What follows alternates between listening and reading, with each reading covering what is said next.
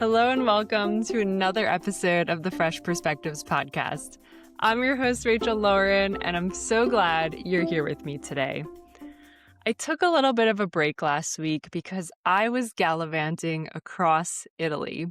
As most people who know me in real life know, I love the opportunity to go to Europe. And when my parents and family all decided that they wanted to get together in Rome, I couldn't pass up the offer. I know everybody says when they go to Europe, they come back a totally different person. But there's something really specific that changed for me on this trip that I wanted to talk about in today's episode. It wasn't something that was dramatic or life-altering. I didn't come back with a tattoo. It was more something quiet. It was a quiet practice that I came back with. And that is fully embracing the Italian phrase, la dolce vita, the sweet life. And I know that's something you've probably seen on a tote bag or a t-shirt. And that was the case with me too. But I really took the time to live La Dolce Vita. And I'm going to tell you exactly what that means and exactly how you can take some of these amazing practices into your own life, especially for this summer, which I'm calling La Dolce Vita Girl Summer. So before I left, obviously before any trip, I'm super stressed, right? I'm like getting things together at work before I'm out. I'm thinking about what I'm packing. I'm running around. And I just was kind of in this, anxious state. It happens before I go on any kind of trip. However, everything changed once I got to Italy, and not immediately, because those first few days truly feel like, what the heck is going on? Jet lag hit so hard. But about 3 days in, I started to really settle into this new rhythm of life in Italy. Again, I was with my family, so it was so good to see them. We were staying in a lovely part of Rome, and I really had no agenda, which is my favorite way to travel. I am type A in so many ways, but when it comes to traveling, I love wandering. I love just getting lost and seeing where the day takes me. When I travel, I try to take public transportation from the airport into the city, just because I like to pick up on what the vibe of the city is. Coming from New York City, it's always interesting to directly compare and contrast how a new city feels. So I got on the train, which brought me directly to the metro system in Rome. And that was kind of my first look at the people of Rome. And first, what I always notice when I go to Europe is just the amount of kind of respect that goes on subways. People are very quiet, very reserved. But what I noticed starting on the train and throughout my time in Italy was how unrushed people were. There were people having conversations with friends, strolling down the street. I think their coffee culture is so funny of kind of, throwing back an espresso at the bar, but those who decide to stay with their cappuccinos are just savoring their time together with their friends. Nobody is rushing. And that, as a New Yorker, felt so foreign to me. Why does slowing down, I thought, feel like something I need permission to do? And I think for a lot of us, you're constantly being praised for what you're producing, for how busy you are, for how much you're doing.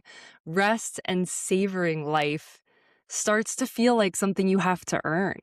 Like you have to get to a certain point before you're allowed to just chill and enjoy what's in front of you.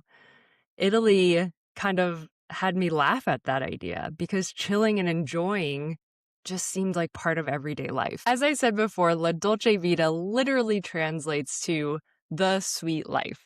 It came from a 1960s film, and the cultural idea behind it isn't about luxury or indulgence like we typically think about it. It's about the pleasure that's woven into every single day of life.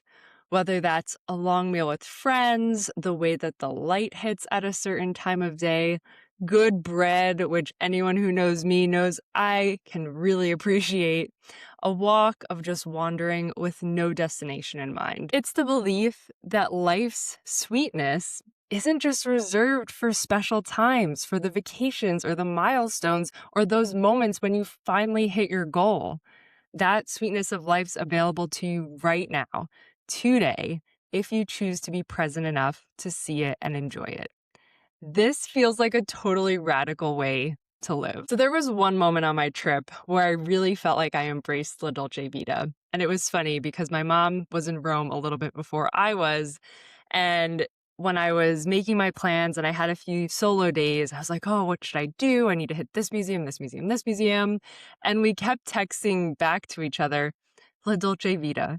And that just meant like, I'm going to chill. I'm going to take one day at a time. And that day where I really felt like I leaned in fully to La Dolce Vita, I left the apartment and I took the slowest walk.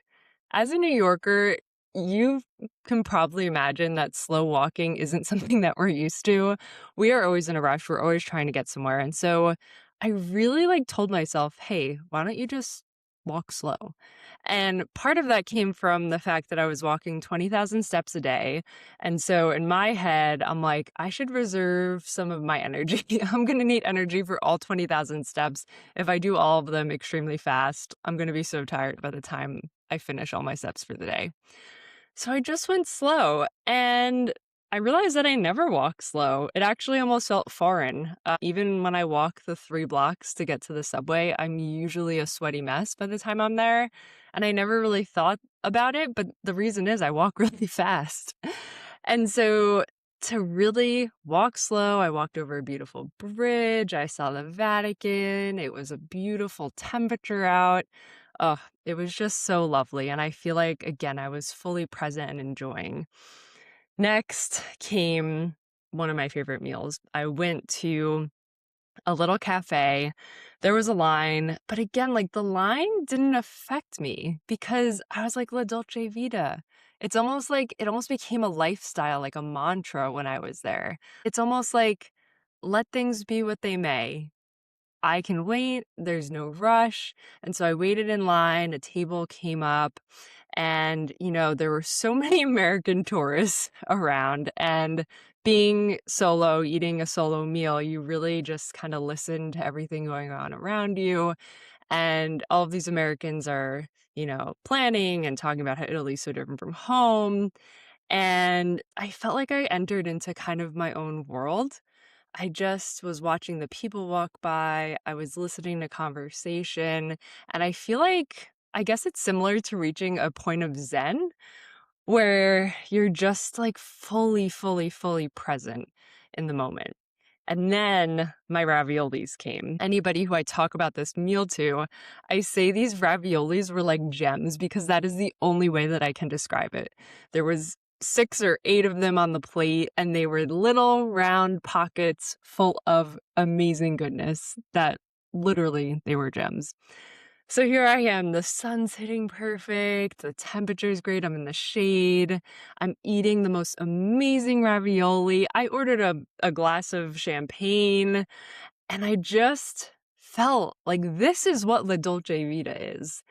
And I reflected on how I don't do that at home. And is this something that I can bring with me when I go home? Even when I eat in New York, it's always like rush, rush, rush, rush, rush. I never really take the time to slow down and enjoy. And I want to be honest because I think it's easy to come back from any trip and be like, I'm a new woman. I'm living a new life. I'm embracing the Italian way of living. And then 2 weeks later, you're back to rush, rush, rush, rush, rushing. But here's what I want to really weigh in on.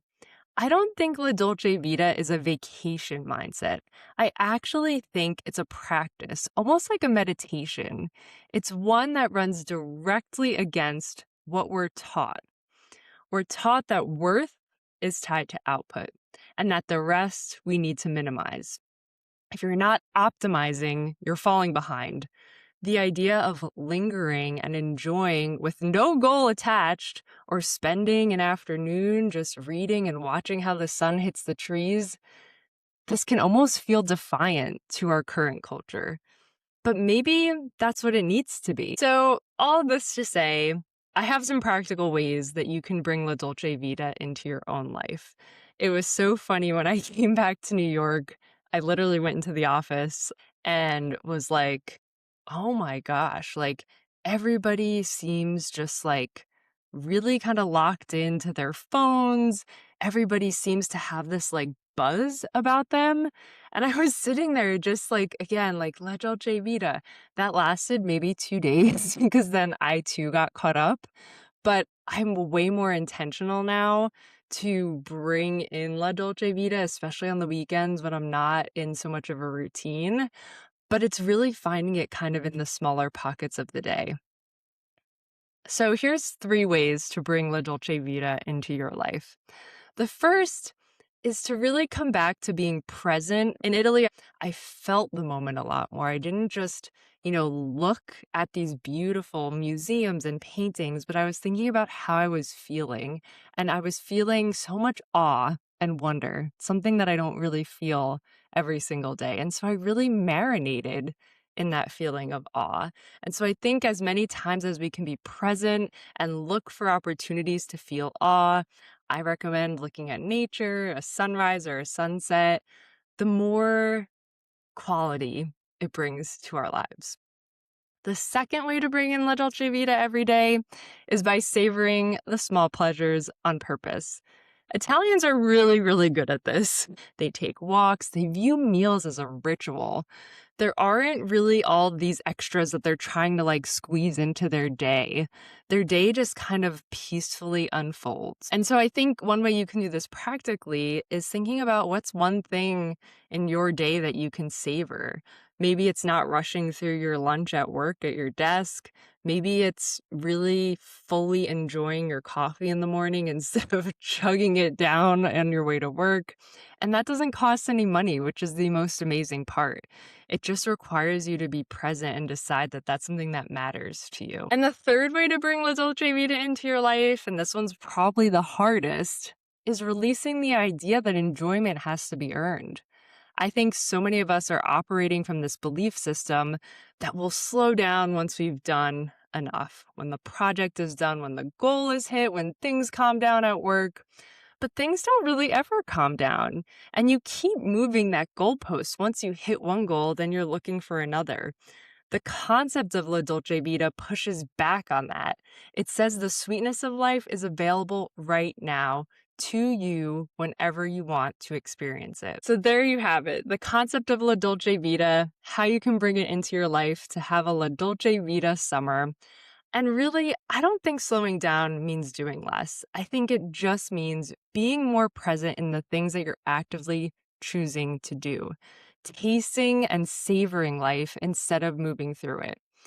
Italy reminded me that life doesn't have to be rushed to be meaningful.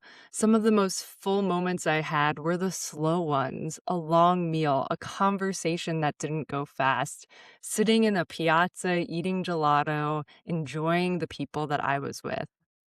If you've been running on that low energy hum lately, maybe this is a little nudge for you. You don't have to go to Italy. You just have to show up for today like life is worth savoring. This has been another episode of the Fresh Perspectives podcast. I'm so glad you were here with me this week. If this resonated, please share it with somebody who needs to hear it. And I can't wait to talk to you next week.